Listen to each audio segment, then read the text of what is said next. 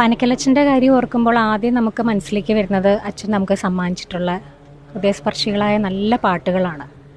ഇന്നും നമ്മൾ സ്റ്റേജ് ഷോസിലൊക്കെ ഏറ്റവും കൂടുതൽ പാടുന്നത് അച്ഛൻ്റെ പാട്ടുകളാണ്. ഈ അടുത്ത കാലത്തും കൂടി അച്ഛൻ്റെ നവതിയാഘോഷമായിട്ട് ബന്ധപ്പെട്ട് ഞങ്ങളെല്ലാവരും ഒന്നിച്ചു കൂടുകയും അച്ഛൻ്റെ നല്ല പാട്ടുകൾ ചേർത്തൊരു നല്ലൊരു മ്യൂസിക് ഷോ ചെയ്യുകയും ചെയ്തു. അപ്പം അന്ന് ഞാൻ പൈതലാം എന്നുള്ള പാട്ടാണ് പാടിയത്. അച്ഛൻ അത് പ്രോഗ്രാം കഴിഞ്ഞിട്ട് ഒത്തിരി സന്തോഷം പ്രകടിപ്പിച്ചു.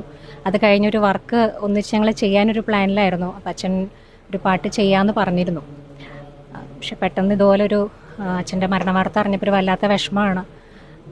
എന്നാലും നമ്മൾ അച്ഛൻ്റെ പാട്ടുകളിലൂടെ അച്ഛൻ നമ്മുടെ മനസ്സിൽ എന്തായാലും ഇനി അങ്ങോട്ട് ജീവിക്കും തീർച്ചയായിട്ടും. ഇപ്പം ഇന്നിപ്പം അച്ഛൻ്റെ ചരമ ശുശ്രൂഷയിൽ അച്ഛൻ ആഗ്രഹം പറഞ്ഞിരുന്നു എന്നാണ് പറഞ്ഞത്. ഈ ദിവസം പൈതലാം എന്നുള്ള പാട്ട് ലൈവായിട്ട് അച്ഛന് പാടി കൊടുക്കണം എന്ന്. അപ്പം അച്ഛന് വേണ്ടിയിട്ട് എനിക്ക് ചെയ്യാൻ പറ്റുന്നത് അച്ഛൻ്റെ ആഗ്രഹപ്രകാരം ഇവിടെ പൈതലാം എന്നുള്ള പാട്ട് പാടുക എന്നുള്ളതാണ്. അച്ഛൻ്റെ റെക്കോർഡിങ്ങിൽ എനിക്ക് കൂടാൻ പറ്റിയിട്ടില്ലെങ്കിലും ഇതുപോലെ നല്ല മൊമെൻറ്റ്സ് അതെപ്പോഴും മനസ്സിൽ സൂക്ഷിക്കും.